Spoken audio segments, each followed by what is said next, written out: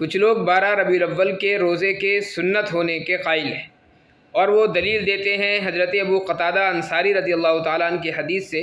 صحیح مسلم کی وہ روایت ہے جس میں مذکور ہے کہ نبی صلی اللہ علیہ وسلم سے سوموار کے روزے کے تعلق سے معلوم کیا گیا تو آقا علیہ الصلاۃ والسلام نے فرمایا کہ اس دن میری ولادت ہوئی ہے۔ اس سے بہت سے لوگ یہ استدلال کرتے ہیں کہ نبی علیہ الصلاۃ والسلام کی ولادت باسعادت کے دن یعنی 12 ربیع الاول کو روزہ رکھنا یہ حدیث سے ثابت ہے اور باضابطہ سنت ہے۔ تو اس سلسلے میں یہ بات یاد رہنی چاہیے کہ خاص طور پر 12 ربیع الاول کا جو روزہ ہے اس کو سنت کہنا یہ اس حدیث سے ثابت نہیں ہوتا، چونکہ حدیث سے جو چیز ثابت ہو رہی ہے وہ یہ کہ سوموار کا جو روزہ ہے وہ نبی علیہ الصلاۃ والسلام نے رکھا بھی ہے اور اس کی تاکید بھی فرمائی ہے۔ اس میں سوموار کے روزے کی بہت ساری وجوہات ہیں، ان میں سے ایک وجہ یہ بھی ہے کہ نبی علیہ الصلاۃ والسلام نے